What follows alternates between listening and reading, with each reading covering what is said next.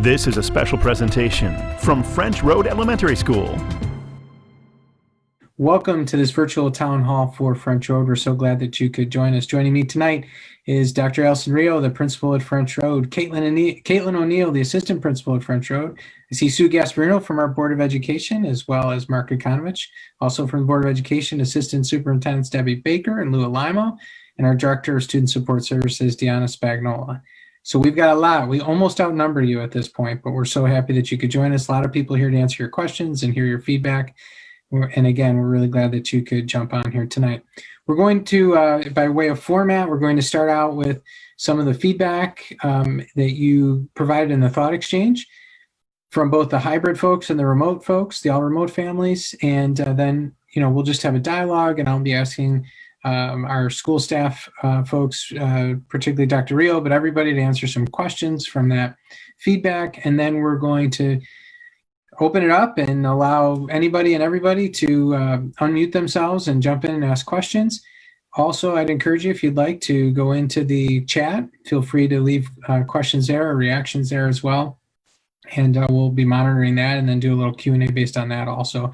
And then we'll finally finish up with what's on Facebook. This is also being broadcast on Facebook Live, so we'll take a look at those comments also and react the best we can to all of those. So don't hesitate to unmute those microphones when we get to that point and engage in a dialogue with us, because we don't want to just speak at you. We'd love to engage with you also. So I'm going to share my screen now and pull up first our hybrid feedback from French Road, and go through a few of these comments and ask Dr. Rio to weigh in on them as well. So the first comment here from hybrid families, really glad to see that people appreciating paper and pencil work. I know our teachers are trying to mix it up and not have it all just based on technology. So that was great to hear. A lot of good feedback here, by the way. Extended studies, remote band lessons, working out really well. This person saying, my child is loving the in-school days. As a French Road parent too, I didn't mention that at the beginning, but I also have a third grader in the building and have a child at the high school and one in college who's a Brighton grad.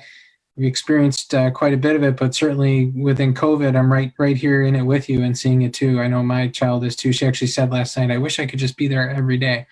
So let me cover that. I know it's a comment that comes up later. I guess some fifth graders put together a petition asking to be in school 5 days. First, I would say to whoever put that in, please encourage them to give us that petition, because we'd love to see it.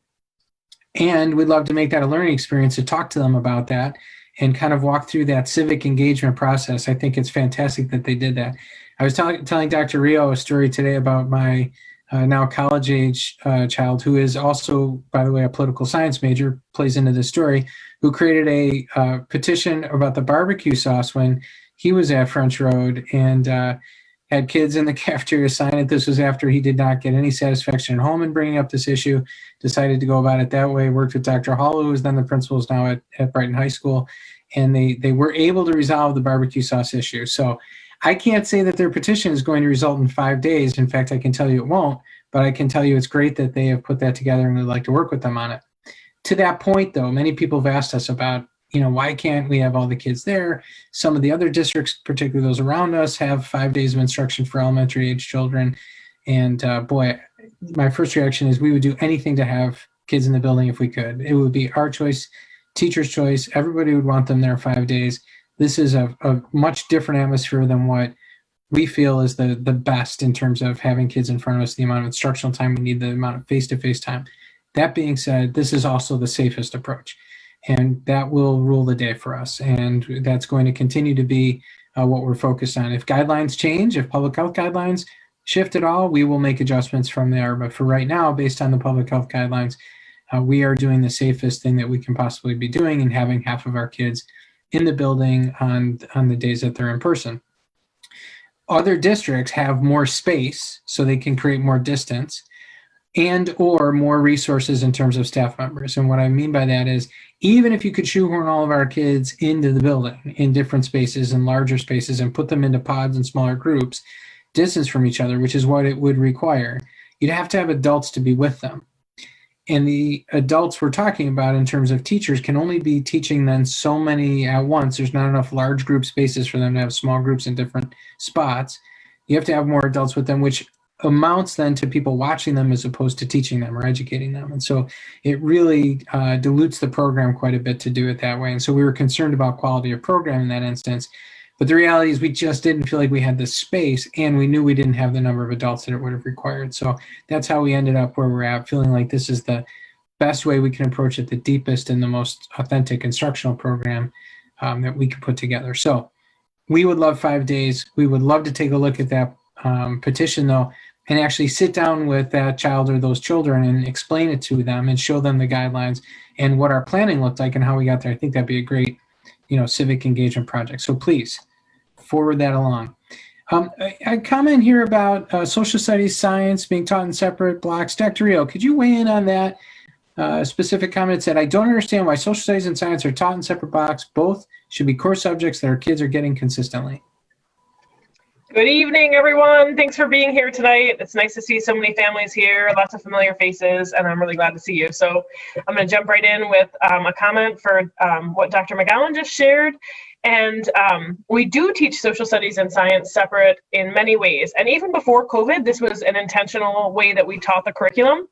At our third grade, for example, we alternate between social studies and science units. They have a great map for the whole school year that kind of lays out the ELA and the math and the science and the social studies and tries to balance the different things that kids are learning along with the content of what they're learning. So if things can go hand in hand, then we try and offer that opportunity. And as we kind of transitioned over to our pandemic planning through the summer and getting ready for the school year, we definitely have pared down some of the content that is not content that's, necessarily necessary for kids at that grade level, but we've definitely tried to keep that continuum of learning in science and social studies. So at third grade, you might see it alternating. At fourth grade, the fourth grade teachers might have some alternating sometimes at the same time. And in our fifth grade classrooms, we have partner teachers teaching science and social studies.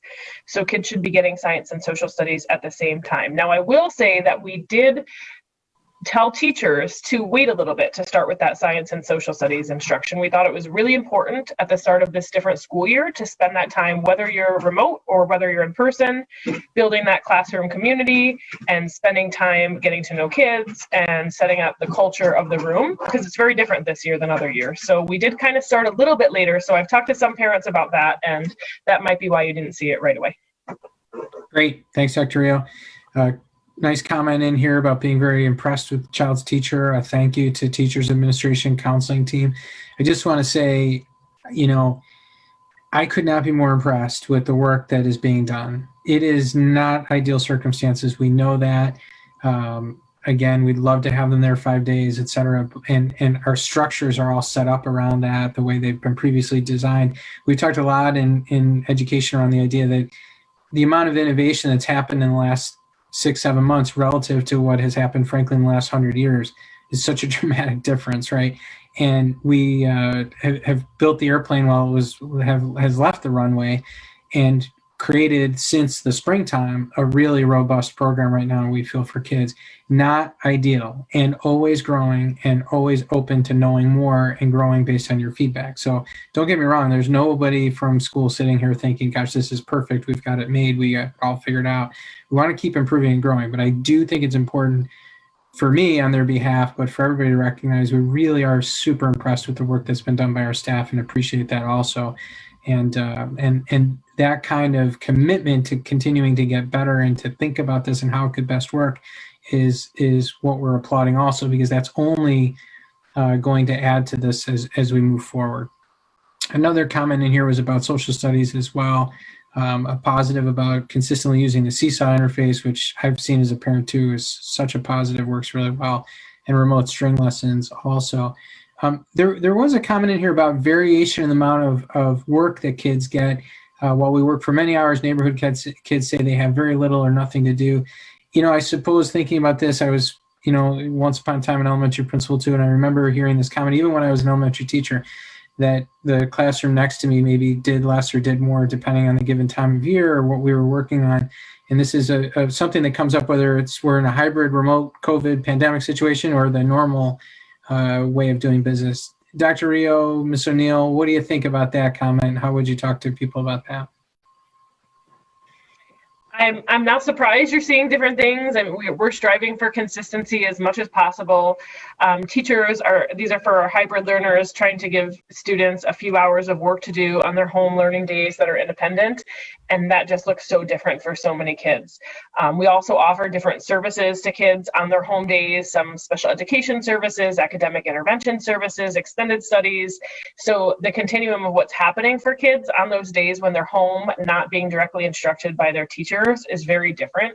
But if you feel like something's way off for your child in their classroom, I definitely encourage you to reach out to your child's teacher and to me or Miss O'Neill, and we can talk about that. But every child's different. I know you're probably like, of course they are, but really it does take kids different amounts of time to get through their work. If your kid's working for a long, long time, we want to know about it too. We definitely don't want our students to be feeling overwhelmed and spending all day. There was a comment in here later on about just spending hours working, and we definitely don't want that to happen either. So just reach out and we'll connect.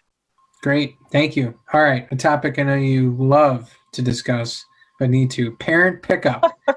It's slow. We know that certainly, and it is everywhere. This is definitely a challenge for us and for parents who have places to go. We totally get that and wish we could move it more quickly. What's your thinking on that? How's it working? Comparison to Council Rock, and where are we at with that? Yes, the pickup at the end of the day, it is not perfect by any means, and we are always thinking about how we can do things better. So we did kind of follow the same model as Council Rock, although it looks a bit different for us at French Road, because at Council Rock, the students get on the bus first, and then everyone who's left behind is getting picked up. And at French Road, it's kind of the opposite, where we call down the kids who are getting picked up first, and then we have to wait for them to get to the cafeteria, and then we have to kind of get them to their cars, as you know, our French Road parents who are picking up kids. So it's just a different process. So we want to do our best. We thought that was a better option initially when the year started, rather than doing it after dismissal and having that pickup at like 3:45, because we know families might be coming from TCMS or from Council Rock to pick up kids at FRES. We've definitely taken your feedback, so we appreciate that. You know, we thought about how we redesigned the parking lot to include more spaces for people, and we'll continue to take your feedback. If you have any ideas, please send them our way. Our goal is to just keep it as safe as possible, number one. So we want your cars to be off French Road, so we're not causing any accidents or making people feel like they have to drive on the sidewalk to get around or anything like that. And then we want to get your kids out safely and as quickly as possible. So, you know, as we're moving forward here, my advice would be that you don't have to get there early. Parents who have noticed that they can come at 3:25 or 3:30 and pull right up and get their child. And some people can't get there till close to 3:30 anyway, and that's been working out well for kids. You know, we're happy to make accommodations for kids if that's what would work better for you. But any ideas, we're always open to them. We're always trying to revise this and make it better, but we're doing our best. We have the parking lot that we have. We can't change that. We are going to get those kids out as quickly as we can and as safely as we can. Great. Thanks, Allison. So I'm going to toggle over to the remote feedback, but while I do that, I would like you to address, well, one thing, and let me say before we do that, every comment, so we're now down to 22 out of 40. Every one of the 40 comments is read, is absorbed, is analyzed, is thought about, and they're all important. It's in the interest of time that we have to keep moving through. So I don't want you to think that if your comment was number 39, or frankly that it was ranked there, that it doesn't get the same attention it does. It may rank there, meaning other people didn't perhaps see it the same way, or it wasn't as important to them, but it's still just as important to you. So we do take a look at that and we process that.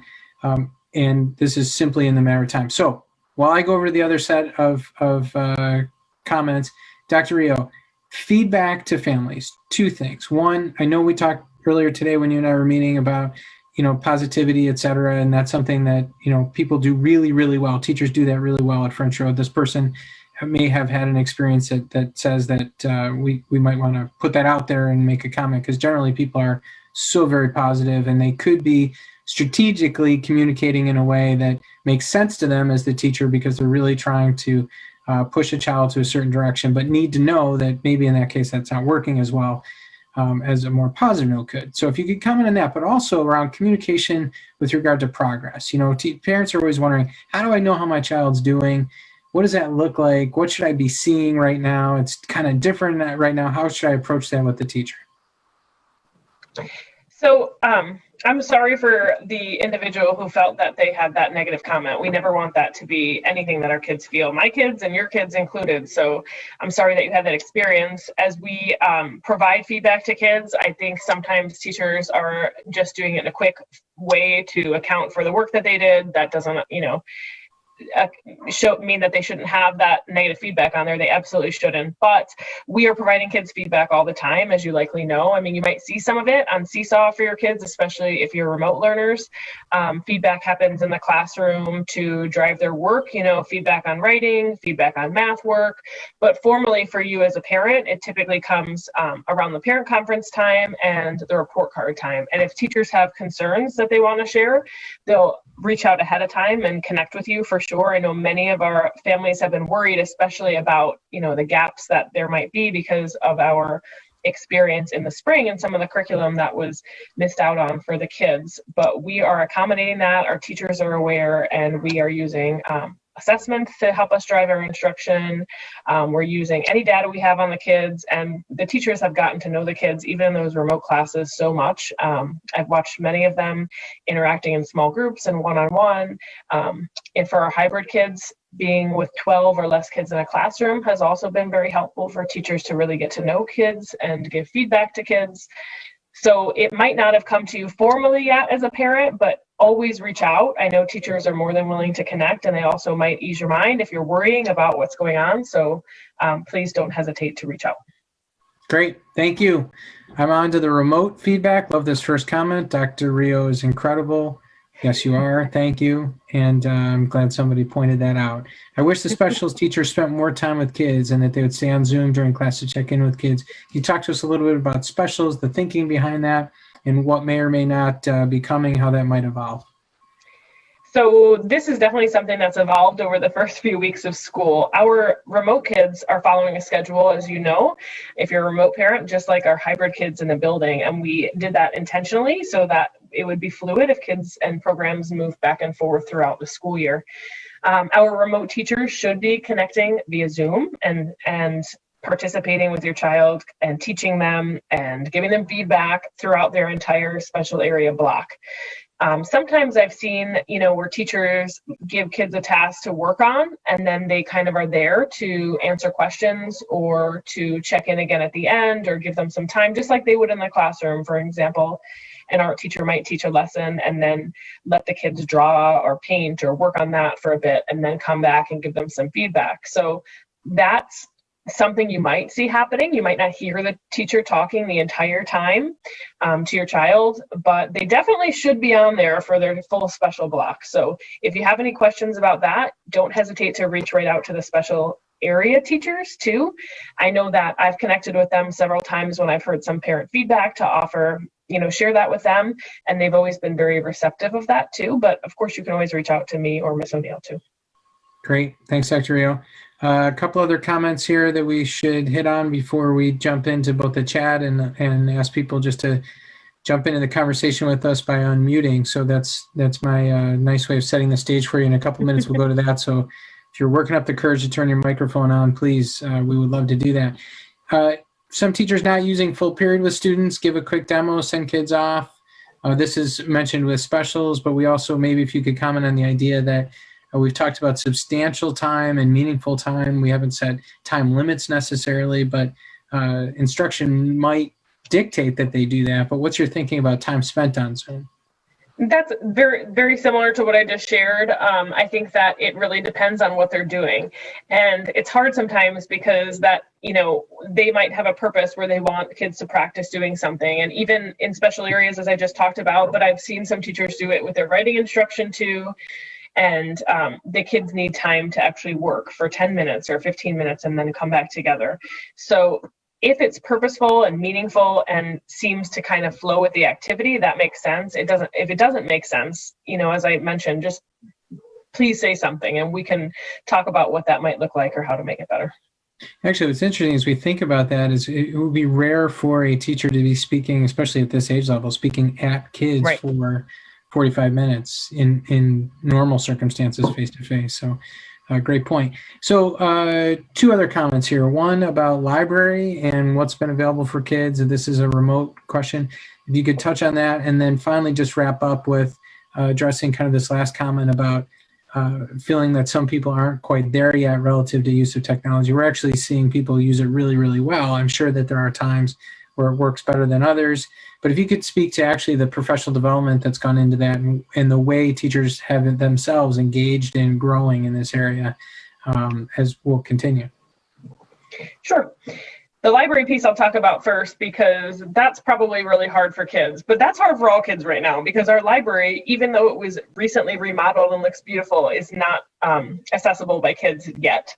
So we are helping kids to get what they need, whether it's at the Brighton Library or the French Road Library. And we've restructured our specials this year, just for the year, to make cohorts of classrooms that the special areas teachers would see. And honestly, when we started this schedule at the end of summer before the school year started, we didn't really know what it would look like with kids moving between programs, back and forth between hybrid and remote. We didn't really know where we were going to be with that. So it seemed safest to keep this new schedule where we could have the cohorts of kids so that they weren't exposed to all different special area teachers and vice versa to the teachers too, of course. Well, long story short, because of that, now we have these library blocks where not every child has library as a class, each week or each cycle. So at the 10-week mark, which is coming up very soon, we'll switch over to a new special area. But your child has been kind of overloaded with a different special if they don't have library. So I can see why it's disappointing, and I totally understand that. We are still working with teachers as needed, though. Mr. McVeigh is phenomenal, and we've cleared his schedule to be open in the morning so he can collaborate with teachers, and he can still work on some of those lessons, research skills, all those kind of different things that he does in the classroom. He's still available for that if teachers would like to connect with him to use him to support in that way. And we're always trying to teach those skills to kids, but they are really important skills. And whether it's Mr. McVeigh or the classroom teacher, we're definitely working on helping to support that. So as kids get into research and informational writing, you'll see some of that come up too. And then the last piece was about the professional development for teachers. So I was just saying to Dr. McGowan today how I've been in quite a few Zooms over the past 2 weeks with our remote teachers, and I've seen a lot of great things happening. So different types of teaching, using breakout rooms with different supports, and I've been really impressed at what they're doing, but it's definitely not always perfect because things don't always work out. They don't work out for me. They don't even work out sometimes for Dr. McGowan. So I continue to support them in whatever they need. There's a lot of professional development going on. Many of our remote teachers are part of a course at St. John Fisher College on remote teaching, and we also have lots of other professional development happening even within district for our teachers, whether you're remote or hybrid. So I hope to see that improve for teachers because I know they're working very hard to learn what's new and the best way to instruct their kids, but I've been really impressed with some of the things I've seen in their classrooms. Awesome. Thanks, Dr. Rio. And I did see on a topic that we had talked about earlier, and I want to thank Rita Minnelli for commenting on this. It's Mrs. Monchino's class that's developed this petition, and we are all over that. Would love to hear more about it. I meet with Dr. Rio every week, if not more often than once a week, but in the building once a week. And perhaps we can coordinate a time next week to hear from them, depending on which group is in on which day, and have that conversation more about their petition. I would love to do that. A couple things in the chat here, and then of course I'd love for people if they want to unmute themselves and elaborate on anything that comes up in the chat or that was in the thought exchange that we just went through, or if you have additional questions or just anything else you'd like to talk to us about, we'd love to do that. So running through the chat here, first of all, a great shout out for Mrs. Maz being a superstar. Thanks, Kevin, for pointing that out, and Mrs. Penley being amazing also. We appreciate that, and that they're doing really, really well. Sarah Hudson asked a really great question, makes a comment about just what we're doing to support teachers and that notion of social emotional health and how to support them as well. And I will tell you that's a struggle for us. What I just said before about how much I admire what they're doing just kind of speaks to this bigger picture too of recognizing the way they've had to lift things and create such a different environment and the pressure that that's put on them and their work. And so what's tricky about this is we also recognize that so many people in the community have had to change their work also, or experience tremendous hardship because of this situation. So we want to recognize that. And I think there are people that sometimes sit back and say, well, yeah, I mean, I get it because I have this hard thing happening too in my life. We understand that. But from our perspective as the people that work directly with them, I would say to you, it's something that we're really concerned about, and how we can be thoughtful about supporting their work too, knowing that if we do that, the better we do that, the better the situation will be for your kids, the higher quality the work, the better the environment when the people who are delivering it are in a good space themselves. And so we have gone out and asked the staff, engaged them in a dialogue, basically saying, how are you doing and what can we do to help you? And are going to be delivering on some of their requests as well. And they'll be receiving that information over the next day or so, actually, with some pretty clear measurable things from our inside or the organization pieces, how we can make their jobs a little bit easier, not things that likely you would see. So not changing the amount of time they're spending with your kids, none of those types of things, but more of the demands that we put on them internally that we'd like to adjust so that they are freed up to be in a better, healthier space for you and your kids, because they are working so hard at this. So Sarah, we're on it. We're concerned about it too. And we're trying to find that right balance in making sure that we're providing service to you and your family at a high level, but taking care of the people that are doing that too, because that only benefits everybody in the big picture. So I'm glad that you brought that up. And I see that Aaron and Vicky seconded that also. And Kevin, this is a great question. I'm going to actually ask Dr. Rio and Ms. O'Neill to jump on this about making sense of the use of assessments such as maps in terms of validity. This is really tricky. We just, it's another topic that actually Mr. Tappan and I spoke about today when I met with him before Dr. Rio. This whole picture of what are we doing and how's that working for us? Well, we just finished up our map testing. We're just finishing up some makeups actually over today and yesterday, or today and tomorrow. And Ms. O'Neill's been doing a great job overseeing that work with one of our district supports, Ms. Milliman as well. And we actually are looking forward to getting into that data next week to see what it looks like, because I'm not entirely sure what it's going to look like. So especially for our remote learners, like I know your kids are, Kevin, I don't know what we're going to see. We had lots of technical issues from time, for some kids, other kids were able to get on and go through it right away. And I think that we'll be able to kind of compare that data to what we typically see at French Road in the fall and see how far off it is. And if it is way off, then we might not consider that very valid data. I think it just depends. So I look forward to getting into it and seeing. We recognize that this is an unusual year by all means.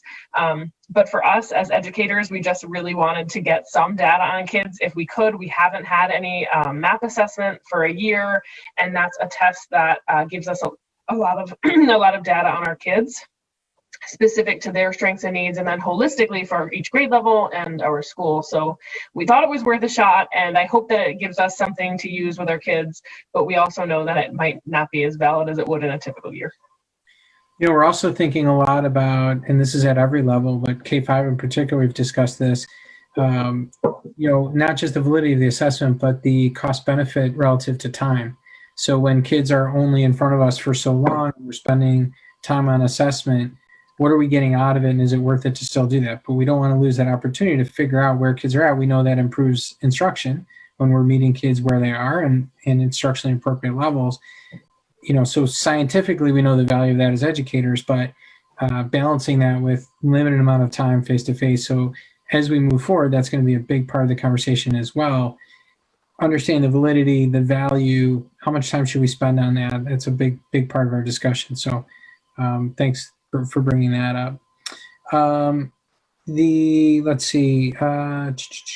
There's a comment here from Michelle just about structure on Zoom calls, remote days for hybrid kids, and on the Zoom days only having about 15 minutes allocated for ELA, but a full hour for music or PE. Thoughts about just in general the schedules on the Wednesday days for hybrid kids and the Zooms and what we're looking for from teachers at French Road overall, kind of that schedule and what should it look like? What should people be counting on? And if it's not happening now, what is it probably going to be growing towards? So I'm really hoping, I would be actually hoping to hear today that you see more of a typical schedule. And I think that you probably do overall, although there are different, things that happen each week. So as I mentioned earlier, we do follow our cycle day schedule. So whatever cycle day Wednesday lands on is what happens for the kids. So sometimes they have several specials that day. Sometimes they have one special that day. It all depends on whatever cycle day it is. As you probably know this by now that we've gone through a few Wednesdays together. And then in addition to that, their teachers will be connecting at least with ELA and math. And then depending on the work that they're doing, there's some social studies or science that will be touched upon in some way. And that really looks different at every grade level based on their plan of instructing the kids. I know that at 5th grade, we have science and social studies happening on Wednesdays and ELA and math too. However, 15 minutes does seem like a short time. So I'm not sure what all the circumstances are around that. We have not set time limits because we want to be mindful that for some kids being on Zoom all day is too much. We know that on Wednesdays, kids aren't all at home either, or hybrid kids, they're in different places. And we want to just be mindful of the amount of time that they're on Zoom. So I would expect more than a 15-minute ELA Zoom at this point, but I'm not sure of all the reasoning behind that and what's going on, but definitely something we've talked about and we can talk about more. Fantastic. There was also a comment in here, I didn't mean to skip over it, a little further up about masking and a child saying that kids may be wearing it under the nose or not wearing it correctly. And a request could teachers give reminders about the correct way to wear a mask in the classroom. Thoughts on that? That's been a real point of emphasis for us. Yeah, I think overall our kids have been doing a phenomenal job, but definitely there are times when you just have to send that reminder, and I'm happy to share that feedback with teachers, although they feel the same way as you guys do. So they want the kids to be wearing the masks all the time for sure too. So I think overall, even at drop off in the morning, we see every now and again a child walk in without a mask because they just got out of their car and forgot, and they get all nervous, oh my gosh, and they quickly put it on. So sometimes we just need to do those reminders as kids are working at their desk or something if their mask starts to come off and they're not even paying attention. So I'll be sure to share that feedback too. Great, thank you. So now I'd like to ask folks if you'd like to go ahead and unmute yourselves and jump into the conversation at all, ask any question or make a comment. We'd love to hear that. And I would give a heads up to the folks watching on Facebook that if you want to enter any comments, I'll go through those in a second. And I'll finish the 5th grade petition conversation off so people don't think that's all we're talking about tonight by saying they're the Tuesday, Friday group, Dr. Rio. All right, I'll write it down. And I'm with you on Thursday next week, but let's move it to Friday because I'd love to catch up with those kids. So I think that would be great for us to do that. So anybody on the screen like to jump in and talk to us tonight? I've got a couple of things. Great. First off, thank you for doing this. I have my 4th grader here who is telling me how much she really loves Dr. Rio, that every day that you do the announcements and you make it for the virtual and hybrid students all at once. And in addition to that, she really enjoys the Wednesday stories that you do each week. That's great. Thank you. So that was really helpful. She just didn't want to say it herself. I do appreciate that myself, especially because I have other kids who know you through different variations and they enjoy, it's a sense of comfort for them as well. So we appreciate that. The other thing that I want to share is, or ask, these meetings, they seem to jump up at me because I have way too many emails still coming from 3 different schools in the district.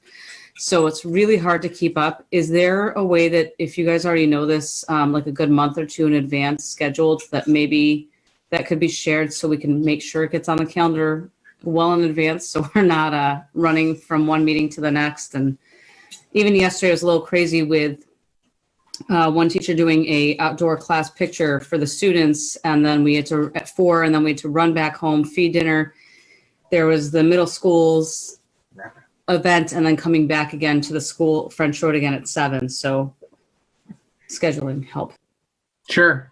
So I think this one was first advertised I think 2 or 3 weeks ago. I'm not sure which in District E-News. And then it was followed up again last week as well. I feel like it went 2 weeks as, hey, this is coming, and then last week it was with the thought exchange and don't forget. However, I totally agree with you because I'm on the receiving end too as a parent. So I'm not diminishing your concern at all. It's a great point. We've been trying to be really flexible ourselves and adjust along the way and schedule things at times when it would make sense. And this idea of the virtual town halls. So I guess I'd go back to historically, we have PTSA meetings on the calendar for the whole year so people can plan on them. And in this current environment, we've said, you know what, we need to be ourselves much more flexible, malleable, and adaptable to the environment and schedule meetings when it seems like the right time to schedule them. And so if we know them further in advance, and I'm thinking already that based on this week's, we'll do this again in perhaps January, mid-January or so, sort of almost like a quarterly check-in. And we'll get that schedule out as soon as we can put that together. What happens is we try and look at other events on the calendar and not have conflicts with things that are already there or are anticipating, or frankly, other events happening. For example, an election next week, and being concerned about how people might be focused on that, and it could be throughout the week focused on that, and we wanted to make sure that we were having this conversation with people when we could focus on this conversation and not whatever else might be going on at the time. So it's like all these different variables really at the calendar. But I agree with you that the more notice we can give people, the better. I just wanted to give you the thinking. The other piece to that is that in terms of emails, I'm glad you brought that up. We will only be sending, to the greatest extent we possibly can, district-wide e-news and building e-news, the ones from the principals, on Fridays. And the PTSA emails, e-news, are going out on Mondays. Occasionally, because of whether it's picture makeups or there's an emergency drill that pops up or something else that happens, you'll get other emails. And for the most part, we're trying to avoid that. We're all very aware of it. All 4 buildings are having this conversation, as we are from a district perspective, and trying to be more efficient in that, because it was so hard when people were getting so many, and add on to that all the ones from teachers. And if you have kids in multiple buildings like I do, you've got an inbox full of school emails, and we're trying to make that a more efficient process. So I get it, and we'll keep working on that. And the longer in advance we can give you notice on these things, we for sure will. The good news is these are all recorded also, and we're sending them back out to people, and the thought exchange data will go out as well on Friday in the e-news. And you'll be able to take a look at that if you can't make the meeting. But I know a lot of people would like to know so they can participate too. So thanks for that feedback. Other questions, comments, suggestions? Sure, I'll jump in with 2 if it's okay. Sure. Dr. McGowan, I want to start. I heard you about the positive feedback, so I want to start with that. Thanks. And actually, thank you. I think this is the most comprehensive and straightforward meeting that I've participated in the last 6 months, and I really appreciate your candor tonight more than I have before, and I appreciate that deeply, and I want to very openly and bluntly say that. Thanks, Aaron. Appreciate that. Yeah, and we both think very highly of Dr. Rio and our classroom teacher, Mrs. Schenk. I guess the first of the 2 topics that I'm curious about is that sometimes we can be a little confused about how to share some of the positives. So knowing that there are not universal appreciations for remote teaching. No one wants to put a sign on anybody's back and say, hey, you're particularly good at this, or we really appreciate your extra effort in doing that because it worked really well. It might help us if there was a communication from the district or from the school that intentionally solicited that feedback to allow us to help you build the program, so that we're not calling anybody out or causing anybody to be, have their hand raised in a room as an adult and be singled out by any of the interested parties that might be influencing that decision track one way or the other. I can think, for example, that there are a few places where people have tried to go above and beyond to help us, and we don't want to call that out and say, hey, thanks for doing that. But I'm not sure what venue to go through other than a personal note to Dr. Rio. And again, I don't want to single things out. I'd rather have it be district-wide, personally, as a parent. The other one is, and I know I've said this before, I'm going to sound like a broken record. When we entered the district in kindergarten, the social worker at Council Rock actually said to us, don't worry about how advanced or delayed your child is, most kids balance out by the end of second grade, by the time they hit third grade. All of what you need to focus on right now is social. I'm still confused where to take my concerns about social interactions for remote learners, because I feel like I get a deflective non-answer from a great many places, and it's not rude. It's not it doesn't come across to me as intentionally dismissive, other than I get the impression I'm asking the wrong people. And so if our daughter was in school and she was in art class, she'd be sitting probably in a small group, and they would work on their individual projects in a small group. The same thing would happen in a classroom, where there would be an hour of students maybe milling about while a teacher is able to walk around the room. Those incidental socialization moments aren't available for remote learners without creating them intentionally. And so we're trying to find the right place to help advocate for that. And I'm not sure if I can be a helpful parent to you in advocacy, or I just don't know what to do with that either. If you could help with either or both of those things, I don't even need an answer now. I just really want to vocalize them where it's not a quiet email. So, No, I appreciate that, Aaron. Let me maybe share a couple of thoughts, and then ask any of our other staff members if they want to jump in on that too. The positive one, first of all, that's a great question to be asking. How do I send positive? So I'm so grateful that you're even saying that, and for all of your kind words. The managing of the, not singling somebody out is something that we do quite a bit of, but we also fortunately have an environment where the way I've described it to people before is it's not, you're not uncool when you put your hand up. And I would say that in our classrooms and in our faculty rooms, right? So excellence is actually honored, cherished, appreciated, and applauded. And people, when they see positives about the other individual, instead of in some workplaces and frankly some schools pointing their finger at that and there being kind of a jealousy or a difficulty among staff members, we often find that our staff cheers for each other really, really loudly and well, and appreciates that. And that we find ways to promote the great things that individuals are doing because our folks really want to learn from each other. One thing that's been difficult in this, the past 6 or 7 months, and you could probably read between the lines as I was saying this at the beginning, is in praising our teachers, while other people are going through a great deal of difficulties, I have sometimes gotten the response, well, yeah, they should be doing that because, by the way, now I'm home teaching the kids, or I'm having this difficulty in my life. So it's been tricky to find the right balance while wanting to sing from the mountaintops things that were going really well and not be obtuse or insincere or just uncaring about what other people are going through. And so that's been tricky. And in asking for feedback and exchanges, we've largely focused on the constructive pieces, because sometimes folks will say to us, well, that's great, you're emphasizing all the positive, but what about the meaningful feedback I'm giving you where I want you to address this particular issue? So it's touchy when we communicate with such a broad school community with so many different strong feelings. That being said, I'm thrilled to hear that you're asking how you express a positive. I do think an email to administrators is really helpful, or sometimes, frankly, an administrator write an email right to that teacher. I love when you do this. This has been great. And copy the administrator is fantastic. And I would love to be copied too. We often then follow up with notes to them to say, gosh, I love how you did that. It's just really great. Thank you for doing that. And then we find ways without embarrassing somebody to share through faculty meetings and other forums that we have to say, hey, this is something that works really well. And sometimes a person wants their name used and sometimes they don't. Sometimes they want to use because they want to put their hand up and say, if anybody needs help setting that up, I'd love to be a resource for that. So that's a really great piece of feedback for us to mull on too. And the other is really hard because we're concerned about that too. How do you create social interactions and intimacy and proximity for kids when they are at a distance and they are not able to interact physically?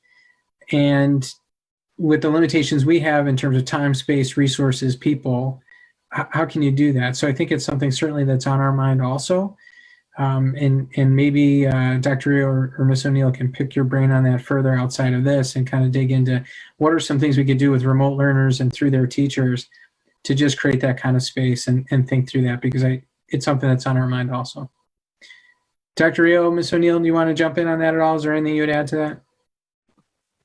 Nope, I think that your points were really hit upon what I probably would have said too. I think we probably have to talk more about it though, because we don't have the answer.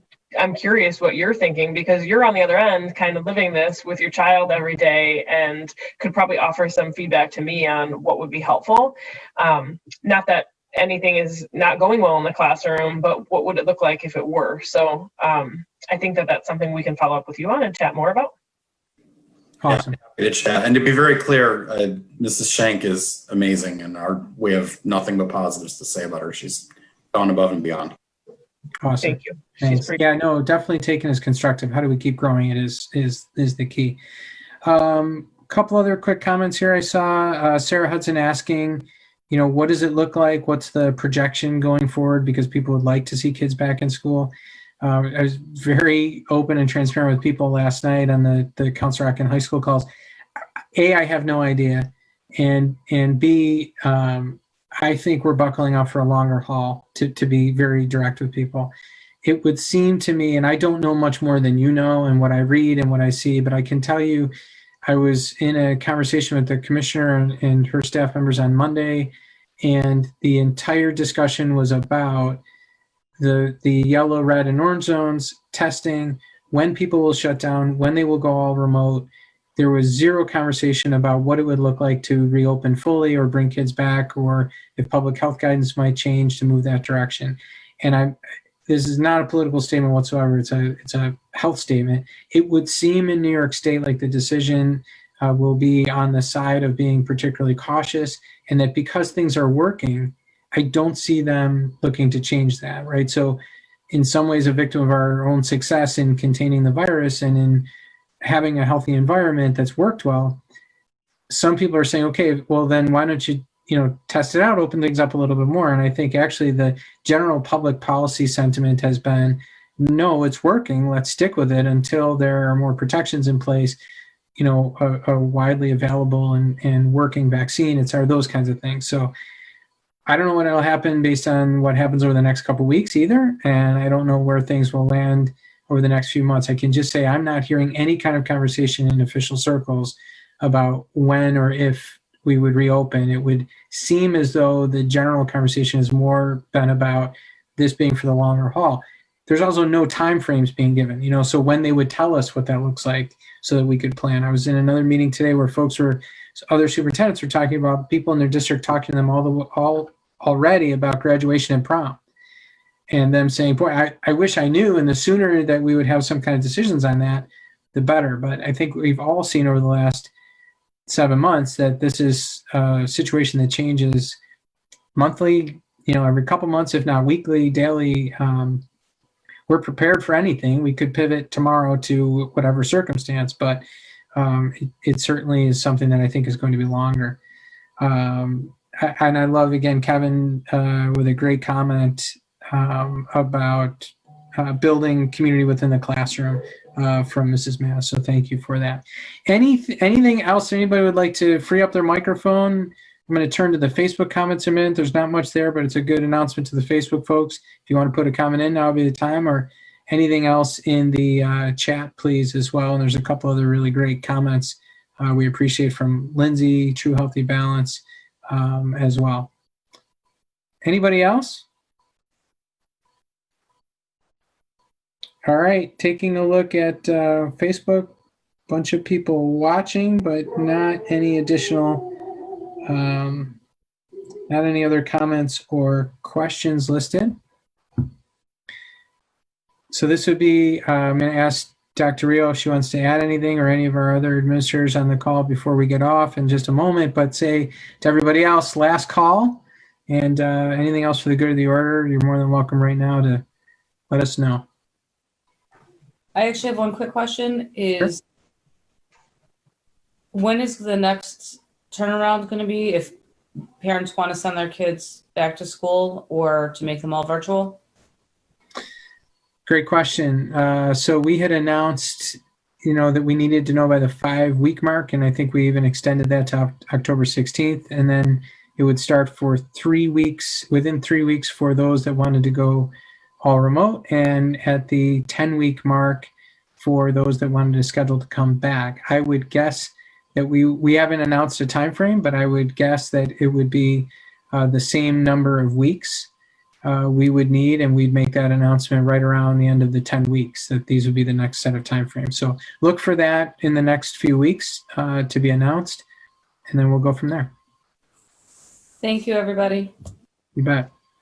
Dr. Rio, anybody Nope, I else? have nothing else. Thanks for being here, everybody. And honestly, thanks for your feedback. It helps to make us better. And we really, Miss Sonia and I both really appreciate it.